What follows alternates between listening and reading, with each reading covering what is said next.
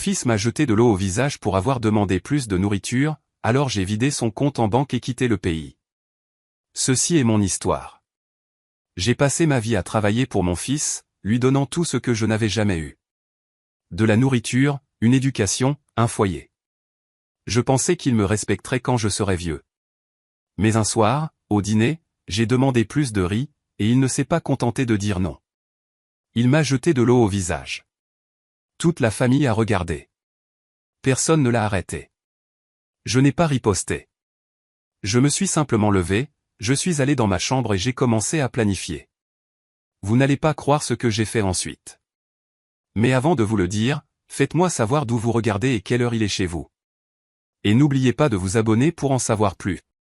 Je ne suis pas né riche. Mon enfance n'a été qu'une question de survie, travaillant dès l'âge de 12 ans. Je portais des briques sur des chantiers de construction, je nettoyais des magasins et, plus tard, j'ai enchaîné les petits boulots qui m'occupaient du matin au soir. Je ne pensais pas beaucoup à moi. Chaque pièce que je gagnais, chaque dollar que j'économisais, je pensais à ma famille. Quand ma femme a donné naissance à notre fils unique, je me suis fait la promesse qu'il ne vivrait jamais comme j'avais dû vivre. Je voulais qu'il étudie, qu'il grandisse en sécurité, qu'il suive un chemin de confort pendant que je portais le fardeau derrière lui. Peu m'importait si mon dos se courbait, si mes genoux lâchaient, si je travaillais 2 services par jour, tant que mon fils avait de la nourriture sur la table et des chaussures neuves aux pieds. C'était mon devoir, et je l'ai accompli sans me plaindre.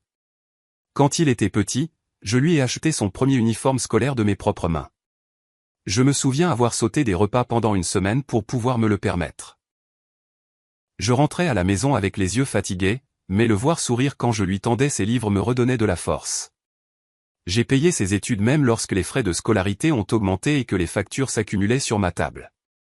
Je me disais que l'éducation était la clé de son avenir. Alors, je faisais des économies sur moi-même, mais je n'ai jamais fait de compromis sur lui. Quand il a voulu son premier vélo, j'ai vendu ma vieille montre pour le lui acheter. Plus tard, quand il a grandi et a voulu sa première voiture, je lui ai donné de l'argent de mes économies pour en acheter une. Cette voiture était plus chère que tout ce que j'avais jamais possédé, mais je m'en fichais. Il était ma fierté. Je voulais qu'il se tienne droit devant ses amis, qu'il n'ait pas honte parce que son père était pauvre. Quand il s'est marié, c'est moi qui ai aidé à payer le mariage. Ma femme et moi vivions modestement, mais nous voulions que notre fils ait un grand jour, un jour où tout le monde le regarderait avec respect. J'ai même donné de l'argent pour l'acompte de sa première maison. Je lui ai dit, c'est le début de ta famille. Bâtis dessus. Mais ce que je n'ai pas dit, c'est que l'argent provenait de mes propres économies de retraite.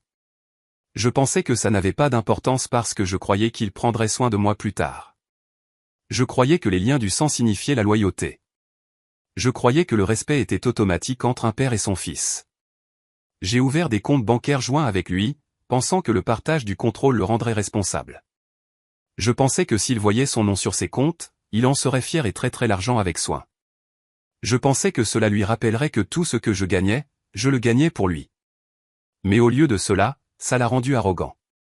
Au lieu d'être reconnaissant, il a commencé à agir comme si tout ce que j'avais était déjà à lui. Il utilisait l'argent librement, achetait des gadgets, partait en voyage, recevait des amis. Chaque fois que je posais des questions sur les économies, il disait « Ne t'inquiète pas, le vieux. Je gère ». Il n'a jamais réalisé que ses comptes étaient toujours les miens en vertu de la loi. Il pensait que ma générosité était sa propriété. Toute ma vie, j'ai travaillé. Toute ma vie, j'ai donné. Et je croyais que mon fils me traiterait avec dignité quand je serais vieux et fragile.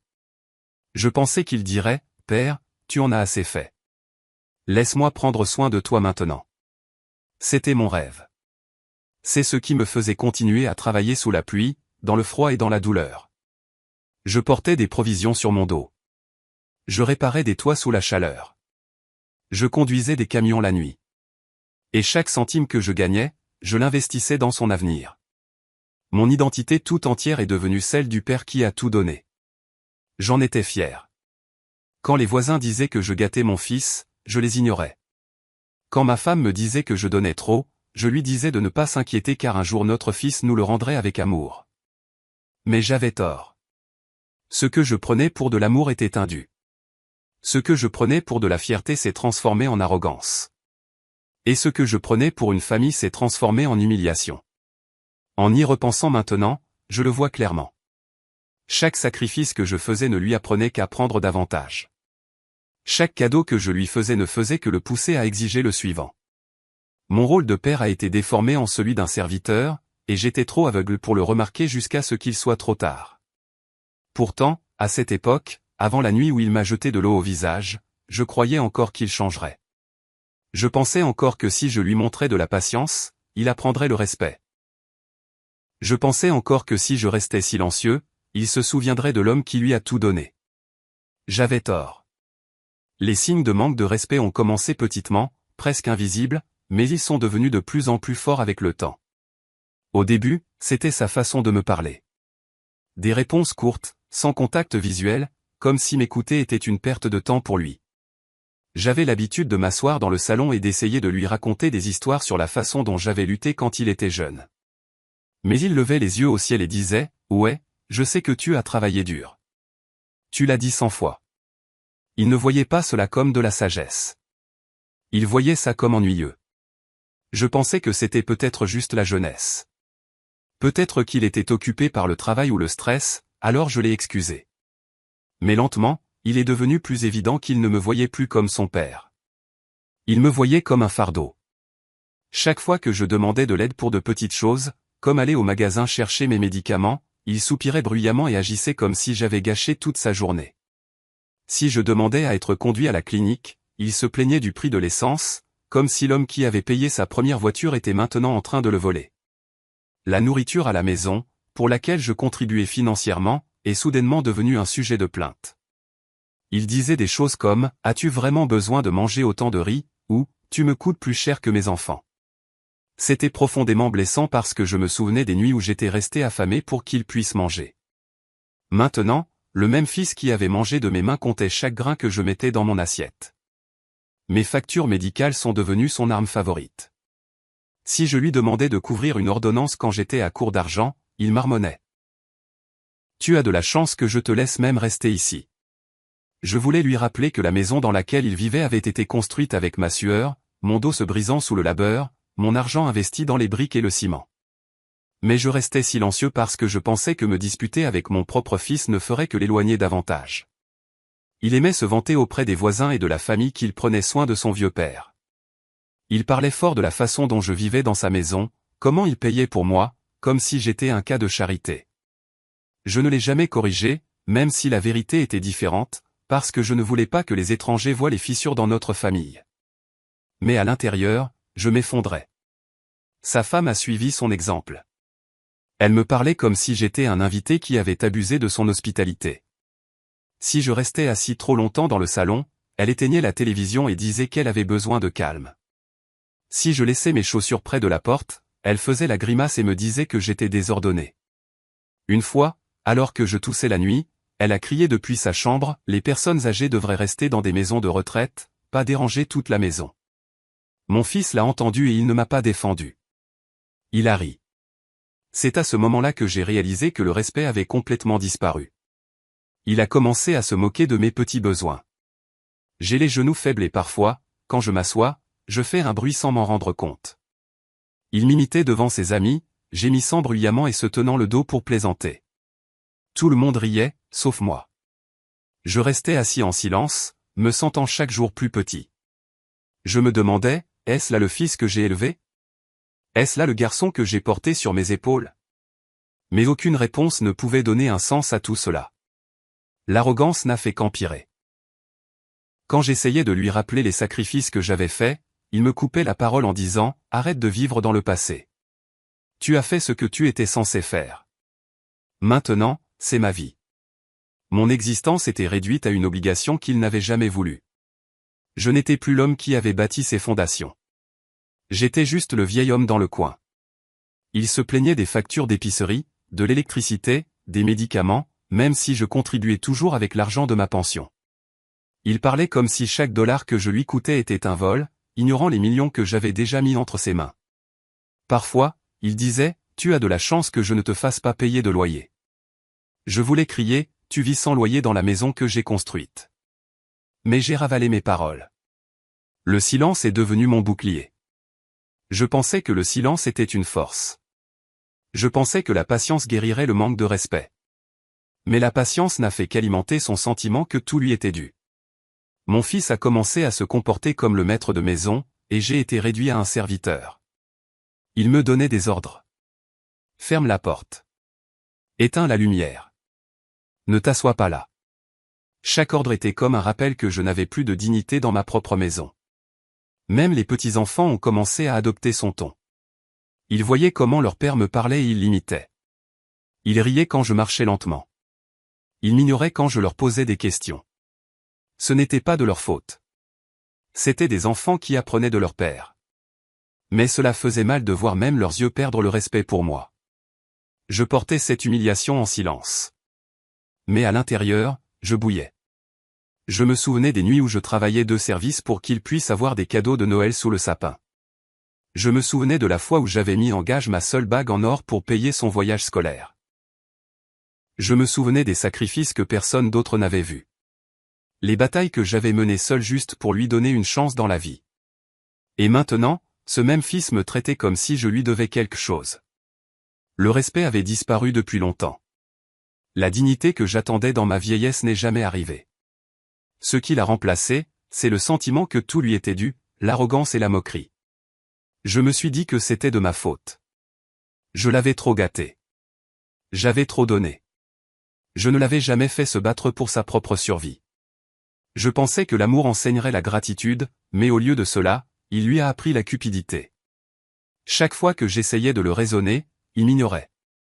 Chaque fois que j'essayais de lui rappeler la vérité, il me faisait taire. Je n'étais plus un père à ses yeux. J'étais un fardeau, une nuisance, un vieux meuble qui prenait de la place. Ces premiers signes de manque de respect n'étaient pas des accidents. C'étaient des avertissements de ce qui allait arriver. Et je les ai ignorés jusqu'à la nuit où le manque de respect s'est transformé en humiliation ouverte et où il n'y avait plus moyen de le nier. C'était une soirée simple, rien d'inhabituel, et je m'en souviens clairement parce que les nuits ordinaires cachent souvent les moments qui changent tout. Nous nous sommes assis à table pour le dîner. Sa femme avait cuisiné du riz et des légumes, et les enfants étaient agités, jouant avec leur cuillère au lieu de manger.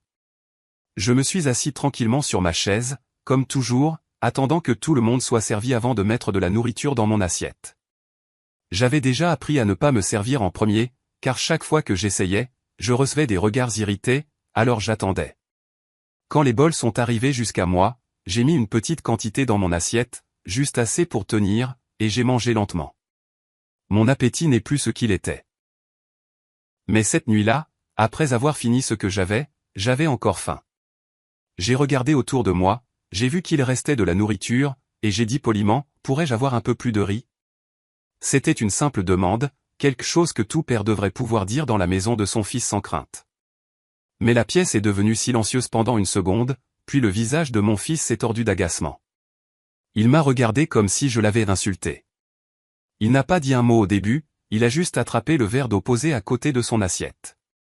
Avant que je puisse comprendre ce qui se passait, il s'est penché sur la table et m'a jeté l'eau directement au visage. L'éclaboussure froide m'a frappé comme une gifle.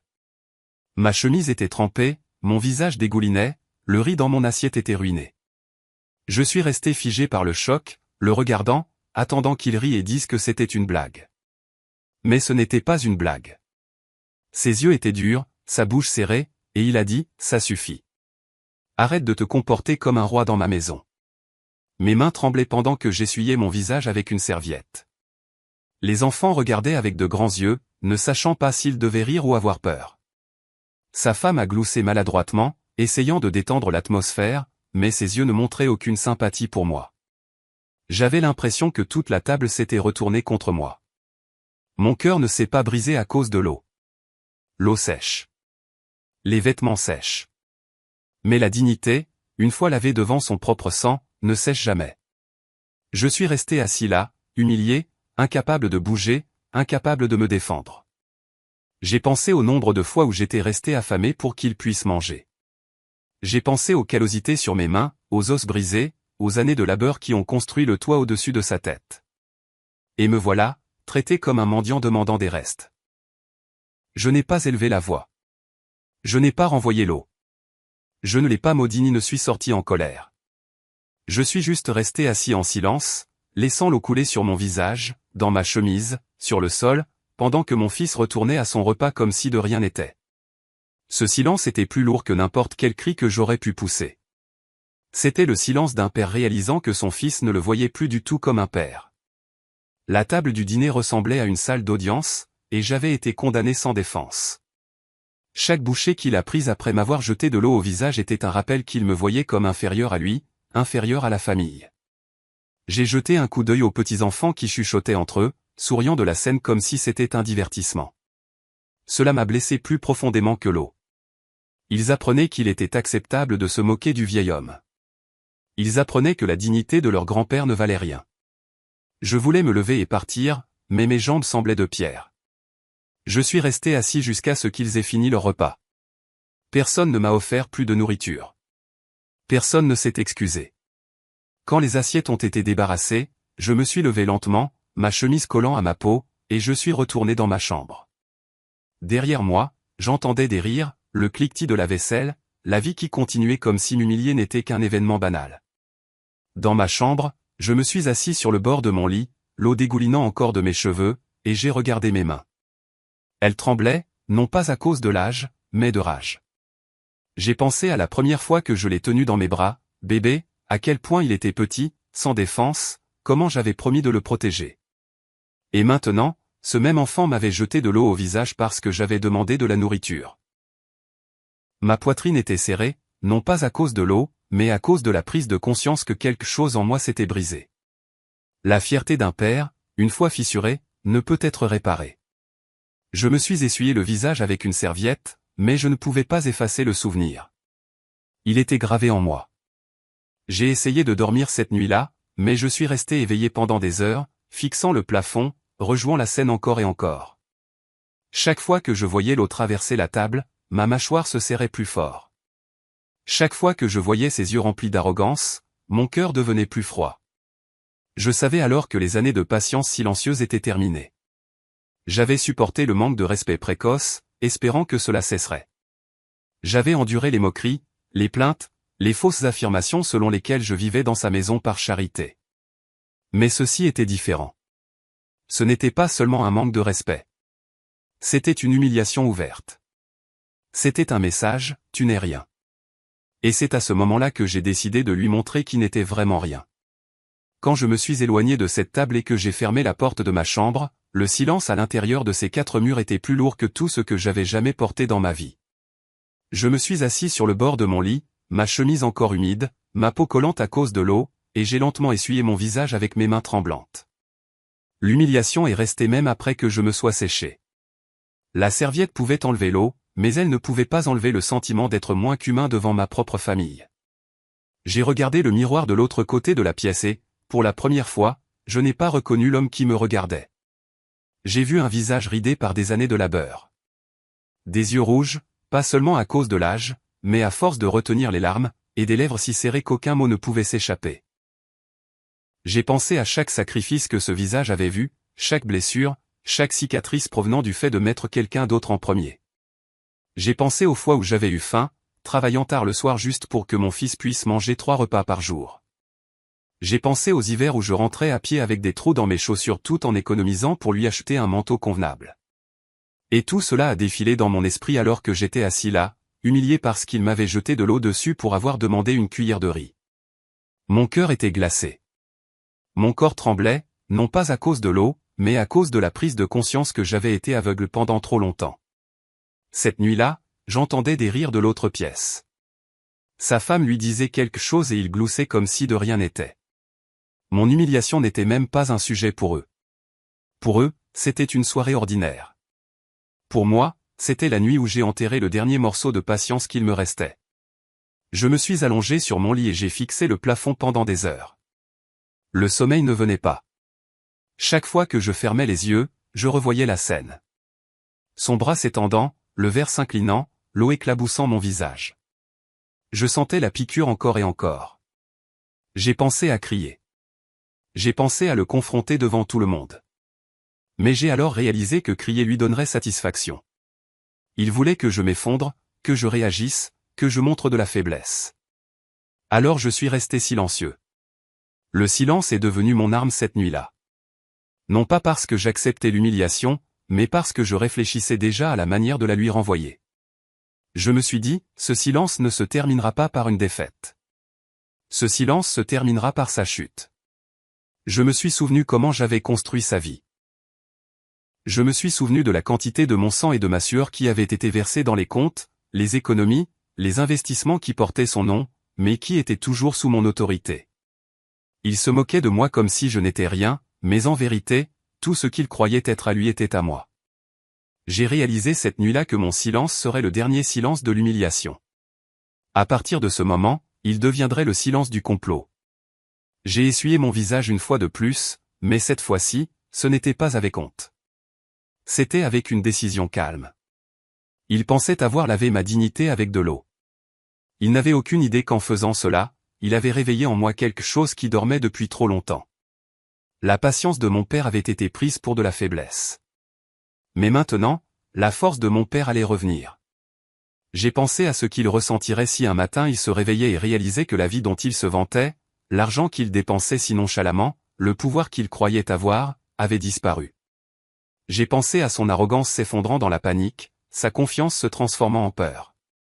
Cette image m'a procuré un petit sentiment de paix. Je n'avais pas voulu de vengeance pendant des années. Je voulais la paix. Mais cette nuit-là, j'ai compris que la paix pour moi ne pouvait venir que par la justice. L'humiliation silencieuse s'est transformée en une résolution silencieuse. Je me suis promis que ce moment, cette eau sur mon visage, ne serait pas la fin de mon histoire. Ce serait le tournant. Je me suis recouché et j'ai laissé ma respiration ralentir. Dehors, la famille riait, les assiettes s'entrechoquaient. La nuit continuait comme si de rien n'était.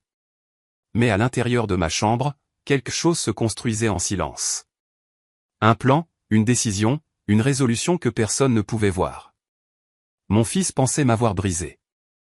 Il pensait que l'eau m'avait rendu impuissant. Mais en réalité, c'était la dernière erreur qu'il ferait jamais. À partir de cette nuit-là, mon silence n'était plus le silence de la faiblesse. C'était le silence d'une tempête qui attendait de se déchaîner. Allongé éveillé cette nuit-là, je n'arrêtais pas de penser à tout ce que mon fils croyait être à lui. Il se promenait dans la maison comme s'il en était le propriétaire. Il se vantait auprès des voisins d'être celui qui subvenait à mes besoins, et il dépensait l'argent de compte qu'il pensait lui appartenir. Ce qu'il avait oublié, ou peut-être jamais pris la peine de comprendre, c'est que je n'avais jamais cédé le contrôle. Je lui avais donné accès au compte pour qu'il apprenne la responsabilité. Mais je n'ai jamais retiré mon nom, jamais cédé la pleine propriété, jamais renoncé à mes droits. La vérité était simple. La maison, les économies, les investissements, chaque actif majeur était encore légalement à mon nom. Il pensait être aux commandes parce qu'il avait une carte à son nom. Il pensait que des comptes joints signifiaient qu'il était le maître. Mais la vérité oubliée était que ces comptes étaient les miens, établis avec mes années de labeur, et je n'avais autorisé son nom à figurer à côté du mien que par générosité. Si je le voulais, je pouvais les fermer en un jour. Si je le voulais, je pouvais retirer chaque dollar sans lui demander quoi que ce soit. Il n'a jamais su que le vrai pouvoir n'avait jamais quitté mes mains.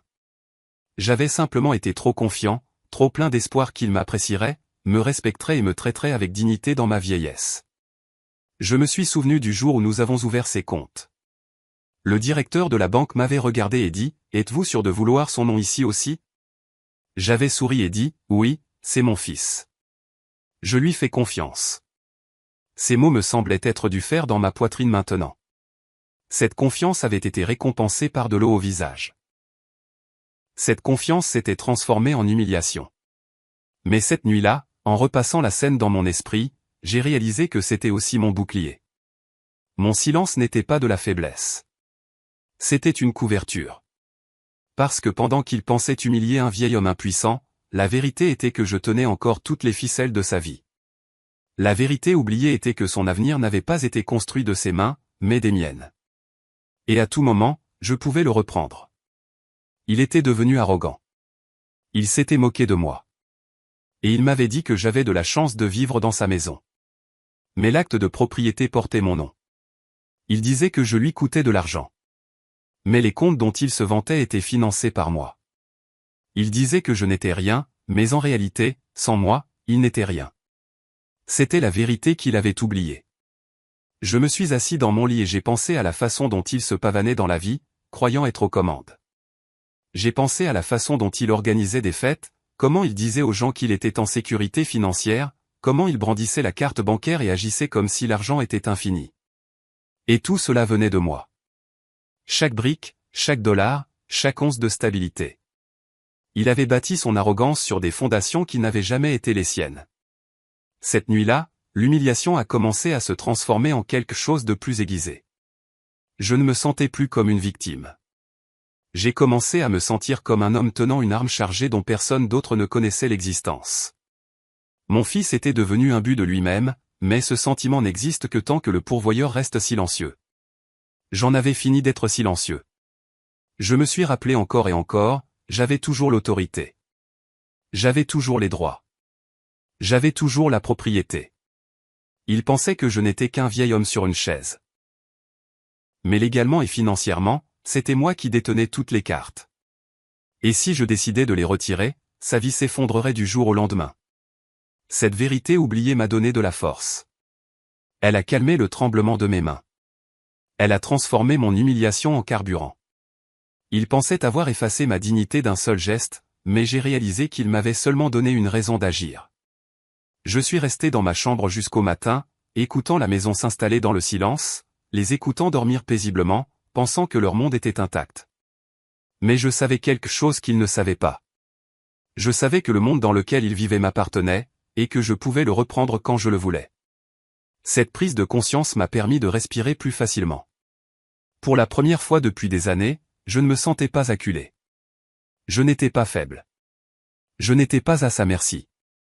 C'était l'inverse. Il était à la mienne. La vérité oubliée était le pouvoir, et bientôt, il allait la prendre à ses dépens. Le lendemain matin, je me suis réveillé avec l'esprit clair et une décision brûlante en moi. Je ne me sentais plus comme un homme humilié par l'eau. Je me sentais comme un homme détenant la dernière carte d'un jeu que mon fils ne savait même pas qu'il était en train de perdre. Je me suis habillé lentement, j'ai mis une chemise propre et j'ai pris un petit déjeuner tranquille tout seul dans mon coin. Il ne m'a même pas regardé ce matin-là. Il n'a pas pris la peine de me saluer, comme si j'étais invisible. Cela a rendu ma décision encore plus forte. Je suis retourné dans ma chambre, j'ai sorti le dossier où j'avais gardé tous les documents bancaires, les titres de propriété et les détails des comptes. Je les avais collectés pendant des années, les gardant en sécurité car une partie de moi a toujours su que la confiance peut se transformer en trahison. J'ai regardé les papiers, j'ai lu les noms et j'ai vu clairement quelles seraient mes prochaines étapes.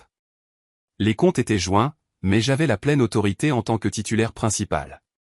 La maison était à mon nom seul. Les investissements étaient sous mon identité. Il croyait que tout était à lui, mais sur le papier, c'était à moi. C'était l'arme. C'était le plan. J'ai pris le téléphone et j'ai appelé le directeur de la banque. Il me connaissait depuis des années, m'avait vu déposer de l'argent mois après mois. J'ai parlé calmement, lui ai demandé de vérifier les comptes et de confirmer une fois de plus qui avait l'autorité de déplacer les fonds. Il a confirmé ce que je savais déjà, seulement moi. Mon fils avait un accès, mais pas de droit. Son nom était là pour la commodité, pas pour la propriété. Le pouvoir était entre mes mains. J'ai dit au directeur que je voulais prendre rendez-vous. Il m'a donné une heure cet après-midi-là. J'ai mis mes documents dans un sac et je me suis préparé. Au déjeuner, je me suis assis à table en silence, sans dire un mot, regardant mon fils rire avec sa femme comme si la vie était parfaite. Il ne savait pas que le soir même, sa vie commencerait à s'effondrer. Je ne l'ai pas confronté. Je n'ai pas discuté. Je suis resté silencieux parce que la vraie bataille n'allait pas être menée avec des mots. Elle allait être menée avec des signatures et des transferts. Dans l'après-midi, je suis allé à la banque. Le directeur m'a accueilli respectueusement et je lui ai dit ce que je voulais. Je voulais que chaque dollar de ses comptes soit transféré sur un nouveau compte privé à mon nom seul. Pas d'accès partagé, pas de signature conjointe, rien.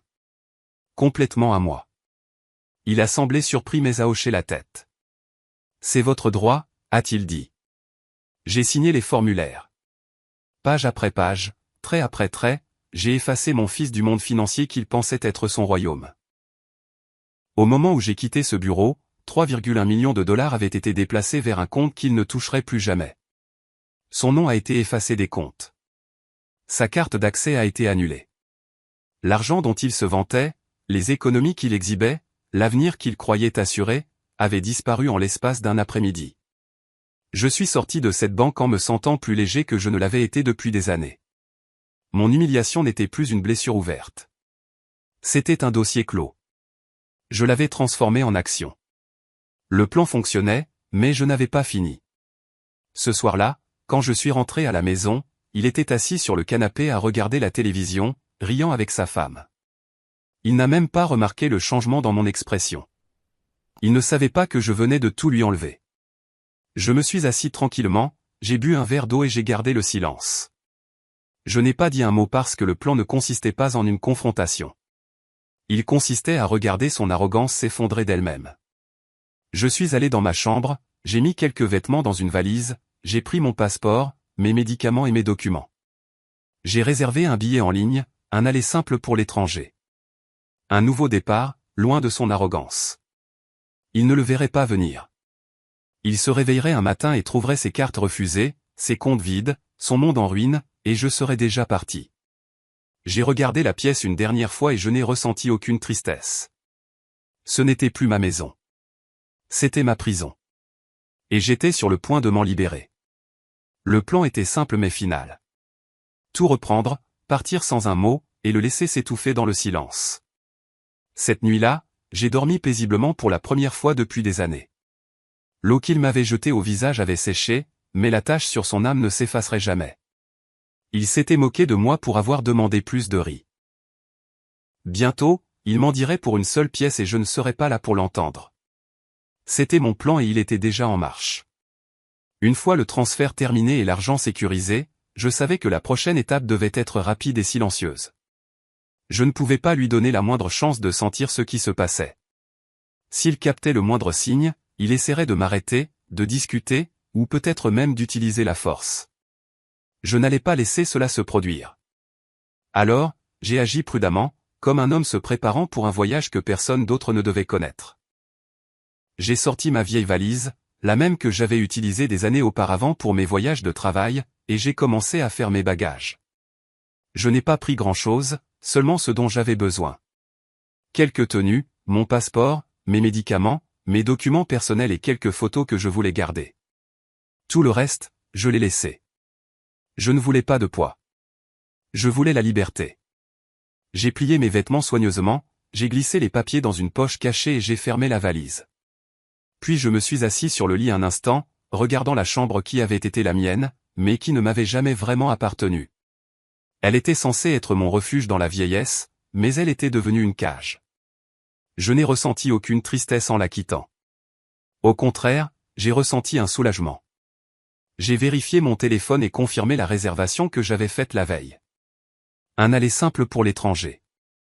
J'ai choisi un pays où personne ne me chercherait, une ville côtière où je pourrais vivre tranquillement sans interférence, où personne ne connaîtrait le nom de mon fils ni mon humiliation. J'ai organisé le vol pour dans 2 jours. Assez de temps pour me préparer, mais pas assez pour que quelqu'un s'en aperçoive. Pendant ces 2 jours, j'ai gardé un comportement normal. Je prenais mes repas en silence. Je m'asseyais dans mon coin du salon quand c'était nécessaire et je ne les dérangeais pas. Mon fils s'est encore moqué de moi pour mon silence, disant « Le vieil homme n'a plus rien à dire ». J'ai souri intérieurement car il n'avait aucune idée que bientôt, il aurait tout à dire et plus rien à quoi se raccrocher. J'ai retiré de petites sommes d'argent liquide pour éviter les soupçons, répartis dans différentes agences, jusqu'à ce que j'ai assez en main pour emporter avec moi. J'ai contacté mon avocat par email, lui demandant de préparer une lettre scellée à remettre à mon fils après mon départ. Je lui ai demandé de ne pas mentionner où j'allais, seulement de confirmer que ma décision était finale. L'avocat a accepté, et je lui ai fait confiance pour exécuter mes instructions. La dernière nuit, j'ai à peine dormi. Je suis resté éveillé, écoutant les craquements de la maison, les rires provenant de la télévision dans l'autre pièce, et j'ai ressenti un calme étrange. Je savais que c'était la dernière nuit où j'entendrais ces sons. À l'aube, je me suis habillé, j'ai pris ma valise et j'ai quitté la maison sans un mot. Personne ne m'a vu partir. Mon fils dormait. Sa femme ronflait à côté de lui, et les enfants étaient perdus dans leurs rêves. Je suis sorti dans l'air frais du matin et j'ai senti un poids se soulever de ma poitrine. La rue était calme, le ciel s'éclaircissait lentement, et pour la première fois depuis des années, j'avais l'impression de marcher en homme libre. J'ai appelé un taxi et je suis allé directement à l'aéroport. Le trajet a été long, mais je n'ai pas regardé en arrière. J'ai gardé les yeux vers l'avant, regardant la ville s'estomper au loin, sachant que je m'effaçais de leur vie. À l'aéroport, j'ai suivi les procédures calmement, j'ai enregistré ma valise, j'ai montré mon passeport et j'ai attendu à la porte d'embarquement. Autour de moi, il y avait des familles, des couples, des voyageurs se précipitant vers leurs vacances. Mais je suis resté assis en silence, un homme partant non pas pour le plaisir, mais pour la justice. Quand mon embarquement a été appelé, j'ai marché dans le couloir d'un pas sûr. Je me suis assis à ma place, j'ai bouclé ma ceinture et j'ai regardé par le hublot alors que l'avion commençait à bouger. Quand il a décollé, j'ai senti la dernière chaîne se briser. J'étais parti. Mon fils se réveillerait et ne trouverait rien. Pas de père, pas d'argent, pas de fondation. Son royaume bâti sur l'arrogance s'était effondré en une nuit. J'ai imaginé son visage quand il essaierait d'utiliser sa carte et la verrait refuser. J'ai imaginé la panique dans sa voix quand il appellerait la banque et qu'on lui dirait qu'il n'avait plus aucun droit. Je l'ai imaginé courant à travers la maison, me cherchant, pour ne trouver que ma chambre vide, mes affaires disparues, et le silence dans l'air. C'était ma disparition. Ni bruyante, ni violente, mais complète. Je suis parti sans laisser de traces, sans adresse de suivi, sans indice. Je me suis effacé de son monde, de la même manière qu'il avait tenté d'effacer ma dignité. Alors que l'avion fendait les nuages, je me suis adossé et j'ai fermé les yeux. Je n'étais plus humilié. Je n'étais plus le vieil homme moqué à la table du dîner. J'étais un homme qui avait repris ce qui lui appartenait et qui avait disparu avant que quiconque ne puisse l'arrêter. C'était le début de ma nouvelle vie et la fin de la sienne. Le matin où j'ai disparu, mon fils s'est réveillé comme si c'était un jour ordinaire. Il est entré dans la cuisine, a ouvert le réfrigérateur et a commencé à parler fort à sa femme de factures qu'il prévoyait de payer et de ses projets pour le week-end. Il a sorti sa carte bancaire de son portefeuille et lui a dit qu'il s'occuperait des paiements après le petit déjeuner. Il a essayé de se connecter à son compte sur son téléphone, et c'est à ce moment-là que son sourire s'est estompé. L'écran affichait une erreur. Il a réessayé, tapant plus fort, les sourcils froncés. Toujours le même message. Il a marmonné, agacé, et a attrapé son autre carte. Il l'a passée dans l'application de paiement pour régler une facture et la carte a été refusée. Il a ri maladroitement, pensant que le système était peut-être en panne. Mais après avoir essayé au moins 3 fois de plus, la réalité a commencé à s'imposer. Sa femme l'a regardé, confuse, lui demandant ce qui se passait, et il l'a repoussé en disant que c'était une erreur de la banque. Mais à l'intérieur, la panique montait. Il a pris le téléphone et a appelé la banque. La ligne s'est établie et après avoir vérifié ses informations, l'agent de la banque lui a dit calmement que le compte auquel il essayait d'accéder n'avait plus son nom associé. Les droits avaient été révoqués, les cartes annulées et son accès supprimé de façon permanente. La voix de mon fils s'est élevée, exigeant des réponses, disant qu'il devait y avoir une erreur. Mais l'agent de la banque a répété les mêmes mots. Il n'avait aucun droit, aucun accès, aucun contrôle. Les comptes étaient uniquement à mon nom, et les transferts avaient déjà été finalisés. L'argent avait disparu. Sa voix s'est brisée de fureur, criant dans le téléphone, mais aucune colère ne pouvait changer le système. Il a raccroché et a recomposé, espérant avoir quelqu'un d'autre, mais la réponse fut la même. Il était impuissant. À présent, sa femme devenait nerveuse, lui demandant ce qu'il voulait dire par « disparu ». Il a essayé de mentir, disant que c'était un blocage temporaire, mais elle a insisté, et son silence l'a trahi. Son arrogance de la veille avait disparu. Son visage est devenu pâle, ses mains tremblaient, et il a réalisé que tout ce qu'il croyait être à lui, les économies, la sécurité, l'avenir avait disparu en une nuit. Il a couru à travers la maison en criant mon nom, me cherchant. Mais quand il a ouvert ma chambre, il n'a trouvé que le lit vide, les étagères nues et l'écho silencieux de l'absence. Ma valise était partie, mes documents étaient partis, ma présence était partie. Ce silence était la punition la plus bruyante de toutes. Il a appelé mon téléphone à plusieurs reprises, mais je l'avais déjà éteint et jeté la carte SIM. Il a envoyé message sur message, ses mots passant de la colère à la panique, puis à la supplication. D'abord, il a écrit « Que as-tu fait ?» Puis « Tu ne peux pas me faire ça. » Et plus tard, s'il te plaît, père, parlons. Mais aucun de ces mots ne m'est parvenu. J'avais déjà effacé cette ligne de communication. Sa femme se tenait dans la cuisine, le regardant avec incrédulité, réalisant que l'homme qui se vantait d'être aux commandes n'avait plus rien. Les enfants le regardaient faire les 100 pas, crier, puis s'effondrer sur une chaise, la tête entre les mains. Pour la première fois, ils voyaient leur père impuissant. Pour la première fois, ils voyaient la peur dans ses yeux. Il a essayé de se rendre à la banque en voiture, exigeant de parler au directeur, mais la banque est restée ferme. Ils lui ont montré les documents que j'avais signés.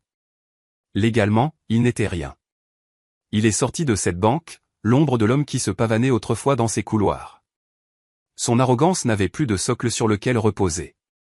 Les appels qu'il a passés à ses amis sont restés sans réponse une fois qu'ils ont réalisé qu'ils ne pourraient pas rembourser ce qu'il leur devait. Les factures se sont accumulées sans argent pour les couvrir. Le style de vie qu'il avait affiché a commencé à s'effondrer, morceau par morceau. Sa femme est devenue froide envers lui demandant pourquoi il avait menti, pourquoi il lui avait fait croire qu'ils étaient en sécurité, alors qu'en vérité, tout venait de moi. Les disputes entre eux devenaient plus bruyantes chaque nuit, et les voisins ont commencé à chuchoter.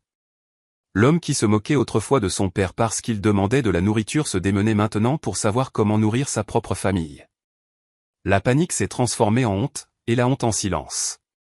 L'humiliation qu'il m'avait infligée à cette table lui est revenue au décuple.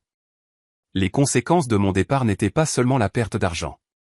C'était la perte de son image, de sa fierté, de son pouvoir et de son contrôle. Il a appris qu'un homme qui jette de l'eau sur son père doit être prêt à voir son avenir s'assécher. Il pensait que j'étais faible. Il pensait que j'étais vieux et inutile. Mais quand la vérité s'est abattue sur lui, c'est lui qui s'est retrouvé vide.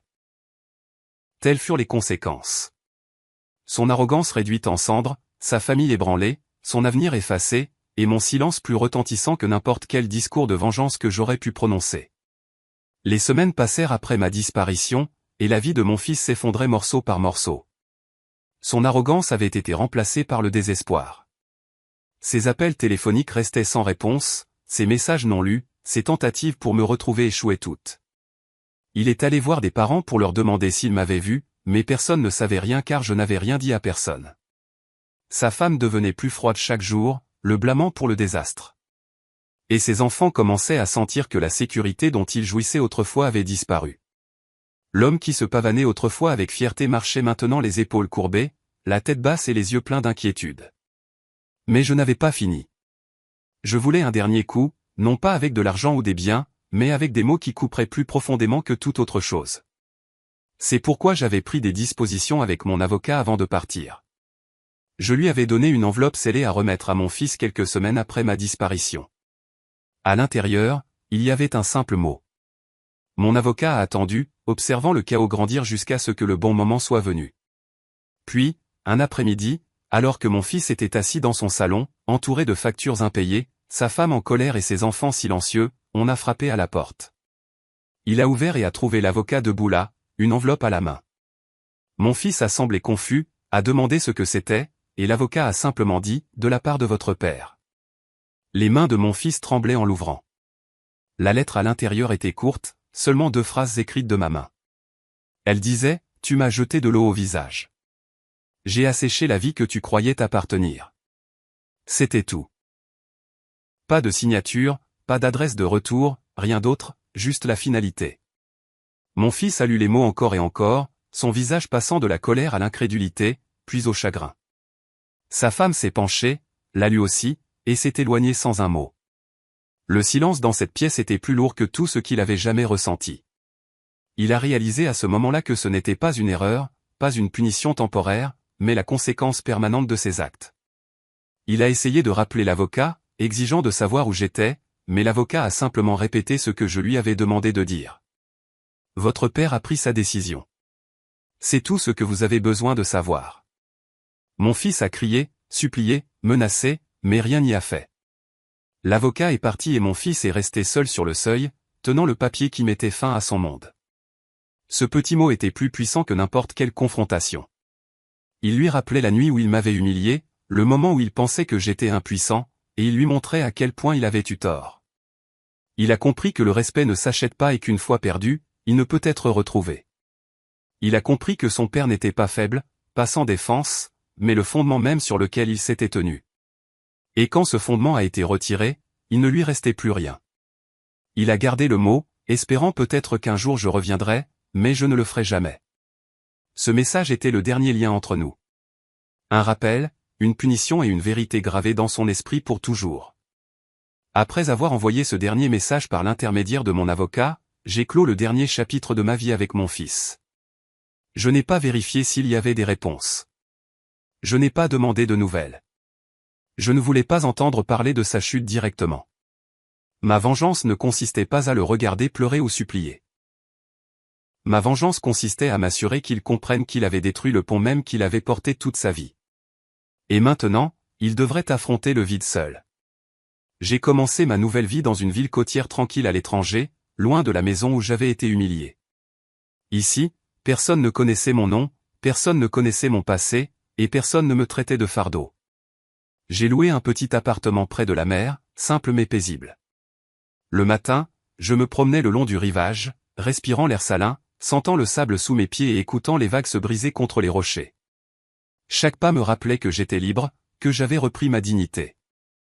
L'après-midi, je m'asseyais à un café avec un journal, sirotant mon café lentement, sans me soucier que quelqu'un se moque de moi ou me presse.